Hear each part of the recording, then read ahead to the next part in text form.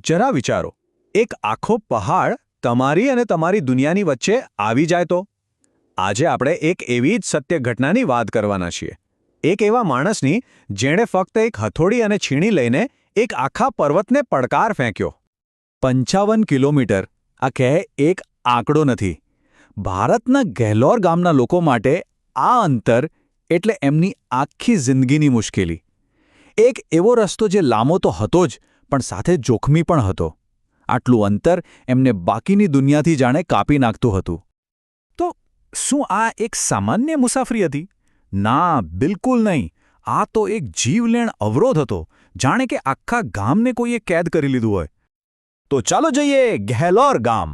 આ વાર્તાની શરૂઆત અહીંથી જ થાય છે. અને અહીંના લોકોના જીવનમાં સૌથી મોટો વિલન કોણ હતો ખબર છે? કોઈ માણસ નહીં, પણ એક મોટો પહાડ. કલ્પના કરી શકાય છે કે ત્યાં જિંદગી કેવી હશે. ચારે બાજુ પથરાળ ટેકરીઓ.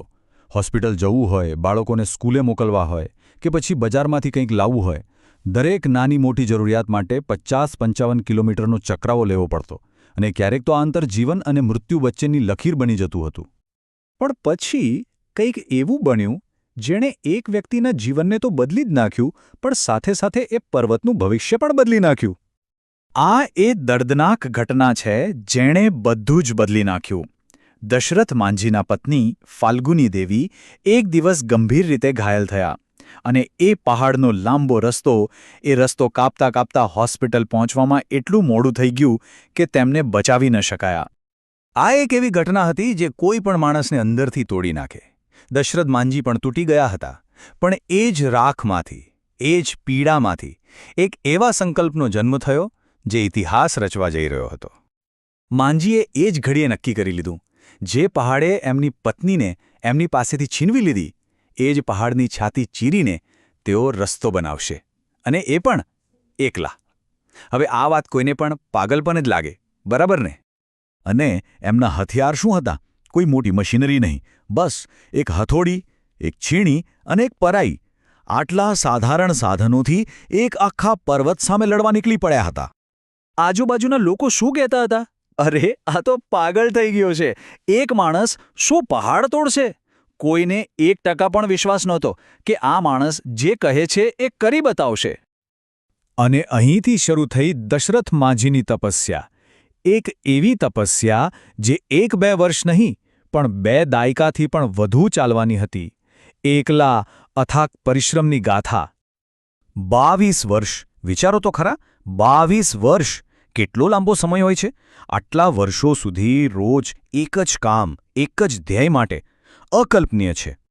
સવાર પડે ને, માંઝી પહોંચી જાય પહાડ પાસે. ધૂમધકતો તાપ હોય, મુશળધાર વરસાદ હોય, કે પછી કડકડકતી ઠંડી, એ ક્યારેય અટકે નહીં. કોઈની મદદ નહીં, કોઈ મશીન નહીં, બસ એ હતા અને એમનો લોખંડી સંકલ્પ હતો. અને પછી 22 વર્ષના લાંબા ઇંતજાર પછી એ દિવસ આવી જ ગયો. એ દિવસ જ્યારે એક માણસની જિદ સામે એક આખા પર્વતે ઝૂકવું પડ્યું. એ વર્ષ હતું 1982. એ દિવસે 22 વર્ષની મહેનત પછી રસ્તો બનીને તૈયાર હતો. ગેહલોર ગામના ઇતિહાસમાં આ તારીખ સોનેરી અક્ષરોમાં લખાઈ ગઈ. તો આટલી મહેનતનું પરિણામ શું મળ્યું? જબરદસ્ત! જે રસ્તો પહેલાં 55 કિલોમીટરનો હતો એ ઘટીને સીધો 15 કિલોમીટરનો થઈ ગયો. વિચારો કેટલો સમય અને શક્તિ બચી ગયા હશે. જરા આંકડાઓ પર નજર કરીએ. 360 ફૂટ લાંબો, 30 ફૂટ પહોળો અને 25 ફૂટ ઊંડો રસ્તો. અને યાદ રાખજો, આ કોઈ સરકારી એન્જિનિયરોએ નથી બનાવ્યો. આ તો એક સામાન્ય માણસના અસામાન્ય સંકલ્પનું પરિણામ છે. દશરથ માંઝીને માઉન્ટેન મેન તરીકે ઓળખવામાં આવે છે. પણ એમણે ખાલી પથ્થરનો પહાડ નથી તોડ્યો. એમણે આપણને જીવન જીવવાના કેટલાક બહુ જ મહત્વના પાઠ શીખવ્યા છે. સૌથી પહેલો અને સૌથી મોટો પાઠ, પરિવર્તન માટે કોઈની રાહ જોવાની જરૂર નથી. જો કંઈ ખોટું લાગે તો જાતે જ એને બદલવા માટે આગળ આવો. માંઝીએ સરકાર કે બીજા કોઈની રાહ ન જોઈ. બીજો પાઠ, જ્યારે તમે કંઈક મોટું કરવા નીકળશો ત્યારે લોકો મજાક ઉડાવશે, તમને પાગલ પણ કહેશે. માંઝી સાથે પણ આવું જ થયું. પણ એવા સમયે હાર માનવાની નહીં, પણ અડગ રહેવાની જરૂર હોય છે. અને છેલ્લો પણ સૌથી મહત્વનો પાઠ, અસલી તાકાત શરીરમાં નહીં, પણ દિલમાં, ઇરાદામાં હોય છે. જો ઇરાદો મક્કમ હોય તો પછી ગમે તેવા નબળા હાથ પણ પહાડ જેવું કામ કરી શકે છે. દશરથ માંઝી આ વાતનું જીવતું જાગતું ઉદાહરણ છે. દશરથ માંઝીની આ વાર્તા આપણને બધાને એક સવાલ પૂછે છે. આપણા બધાના જીવનમાં કોઈને કોઈ પહાડ જેવી મુશ્કેલીઓ હોય છે જે રસ્તો રોકીને ઊભી હોય છે. સવાલ એ છે કે આપણો એ પર્વત કયો છે અને શું આપણે એને તોડવા તૈયાર છીએ?